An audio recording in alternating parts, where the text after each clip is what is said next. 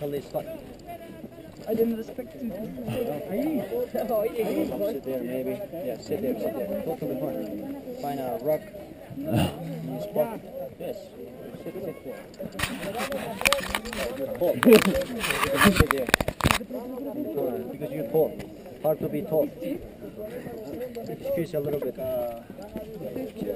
Inca chairs, yeah. Sit down. Hermanos de México, por favor, hay que colaborar con el grupo. Is it on? Okay. Entonces, nosotros desde acá arriba, no de este lado no, que esto de José, ¿ya?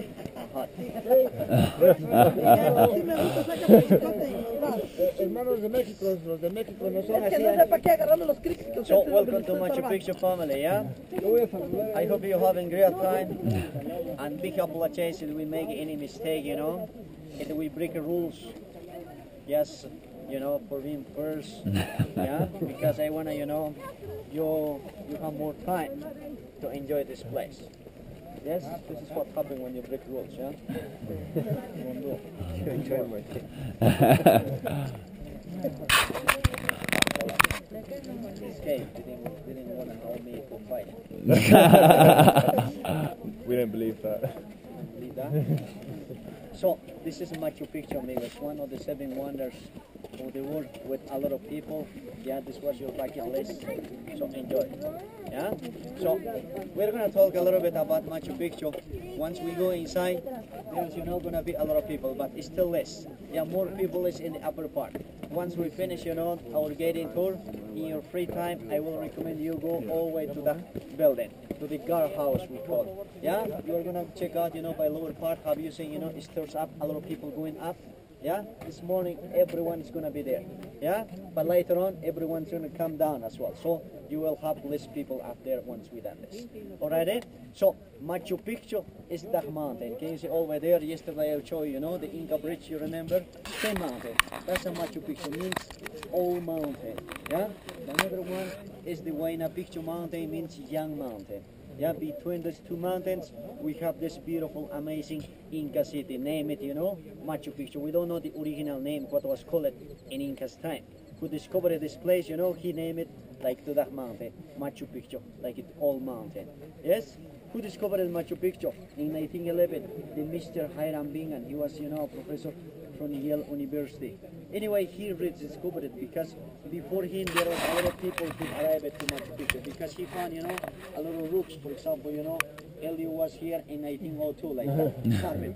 Yeah, the big surprise as well for this guy was here in one of these houses or shelters, you know, there was already living one family, one of the farmers. Yes, all these farming terraces, as you can see, was clear in that time. Yeah, the urban sector, you know, all to that sector was camouflaged, you know, with vegetation, covered with bushes. Yes, so he rediscovered it. But anyway, thanks to him, you know, this famous, this beautiful city. Okay, thanks to Hiram Bingham.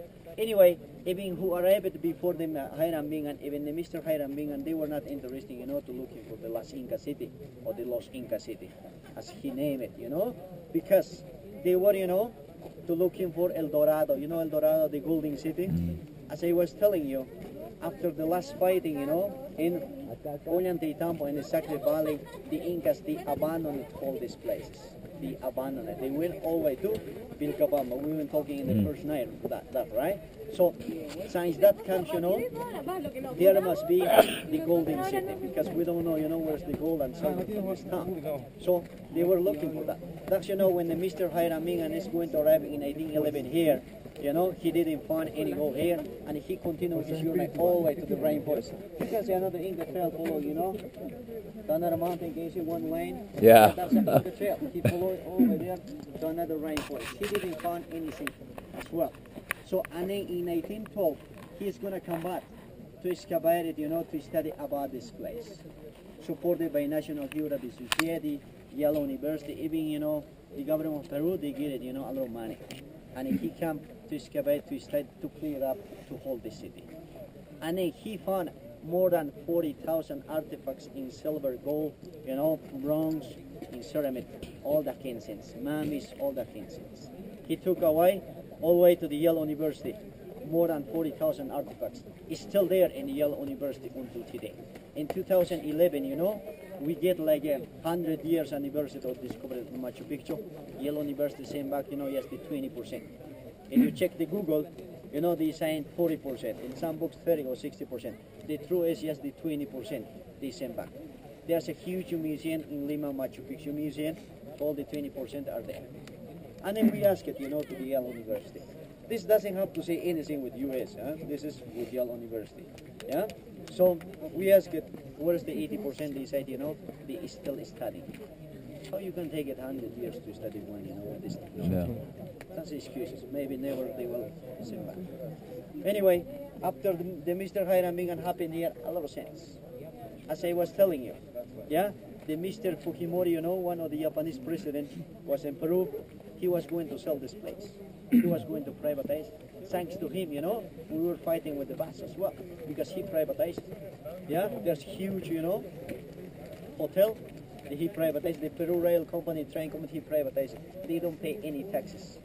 If you check, you know, how much costs your bus ticket, $24 for 25 minutes. It's crazy, and they don't pay any tax. There's a lot of sense. He privatized. Finally, he couldn't privatize this place because we were protesting a lot in that time. Yeah, it's still, you know, for us, this Machu Picchu. In 2000, they're gonna come, you know, to study about Machu Picchu. They said, you know, they saw this many of these 1,000 people, and they said Machu Picchu is going to collapse. This is protected by UNESCO. Even the UNESCO, even the government of Peru, you know, they were worried about that. So we were wondering, you know, to build huge platform and up there so you can climb over there, you can take your selfie group, you know, couple photo, whatever, and then you can check out. This can be untouchable place. As well, we were thinking, you know, to sell in slots. First slot, second slot, like maybe 5 slots, you know, the tickets, all like that. Yeah? As well, you will see once we go inside, we'll be asking, you know, wondering, why is the lines? There's a white lines, you know, with numbers.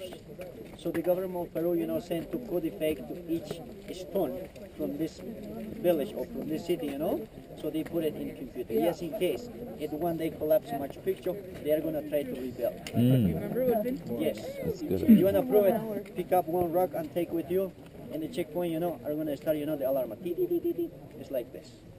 But in 2000, they make a mistake. Because 5 years later, in 2005, they are going to come back to study about Machu Picchu, you know, the masters about archaeology. They said, you know, because they were excavating, so they found, you know, the foundation of Machu Picchu is 60%. What you're observing now is just the 40%. The 60% is underground. All the retaining walls are coming, you know, from the basic rock, from the bedrock. There's, you know, huge rock, you know, bedrock, and then the walls are coming in angles with inclination. If you approach, you know, the walls, even the windows, even the doors has, you know, trapezoidal shape. Yeah. They're standing more or less like this. You observe, even the buildings. Yeah. So they said, you know, this is anti-earthquake buildings. Yes, because if you stand like this, you push me, I'm gonna have balance. But if I stand like this, I'll fall quickly. Yeah. Proofs. This is, you know, very strong, even anti-earthquake building, because this was discovered in 1911. Huge earthquake happened in Cusco region in this valley, you know, in 1950 later on. If you want to prove, take your photos from the temples, and then, you know, have a look the first photos from the Huayna Picchu from 1911. You will see still same buildings. So that means, you know, the earthquake couldn't destroy this place. And then, you know, they said, you know, Machu Picchu is strong, it's going to be for forever. Hopefully it's going to be. That's, you know, why no limit people now. Still coming 10,000, 13,000, until 14,000 last year we get in the faces. A lot of people. Any questions so far? No questions? I had a question for you, if you don't have it. When it was built this, how many people they were living here? Why the Incas they built it in this mountain? It's a lot of questions. You want to go in? Let's go. Okay. Just to make you know, remember this. This village is very new. Yeah? They built it, you know, in 1430. They started building in 1430. When the Spanish are going to arrive it, in 1532. This house has almost like 100 years used, you know, by Incas. This is unfinished place. They didn't finish building. I will show you the rest of the material, you know, to prove they didn't finish this one. Yes? What was, you know, who was the king in that time, in Incas time? The Mr. Pachacutic. Yeah, there's about Pachacutic a lot of information. Even little kids, they know. Yeah, I would like you read about Pachacutic. In his time, you know, they built this place. But why they built it? Because about Machu Picchu, there's a lot of theories. Yeah, as well you can go and Google, you know, 17 theories about Machu Picchu, put it there. One of them are saying, you know, this was one of the a military place, astronomical observatory place, one of the huge universities for the future leaders. A lot. It's still in that 17 theories. This was made by aliens, like that. Still. Yeah, but you have to know, you know, I would like to explain very clear, you know, from a long time ago, but I'll go quickly, you know. Pachacutic, he built it, you know, to this city to show his power. The purpose of Pachacutic, you know, was this was going to be maybe the new capital for him. Yes, this was going to be the new capital, you know. That means this is multifunctional area and very safe place, you know. If the enemy's attack can be hard. Have you seen from another side? Can you be able to arrive here? No. From the battle, there's a huge river. The only way how you can arrive here is by Sun Gate. That's the Sun Gate. Can you see it over there? Yeah. Yeah. So people, you know, who is doing 4 days Inca Trail, the classic one, they arrive in that one. Yeah. So there's a lot of controls here. So that was the purpose. What you have to know is this. Yeah. After he passed away, after he died, no one else take care of this was going to be the new capital for the Incas. Cusco was still the capital, but the purpose was there. Yeah. So we are gonna find, you know, living houses, temples. This is multifunctional area. Yeah, but they didn't finish. So we counted 174 living houses here. So how many people they were living here? 600. Yeah, more or less. Close. How you can prove how many people they were living in Incas time in each living house? Yeah? Better to go to the Quechua towns to see the last Incas, as I was telling, you know, so you can see, you know, how those guys they live. We found, you know, 4 between 6 people in each house living. So more or less about 807 between 800 people they were living here. There's as well a lot of theories saying, you know, 10,000, 2,000, or some theories doesn't make any sense about this place. It's like this. Okay? I don't want you get boring. Let's go to explore. Yeah?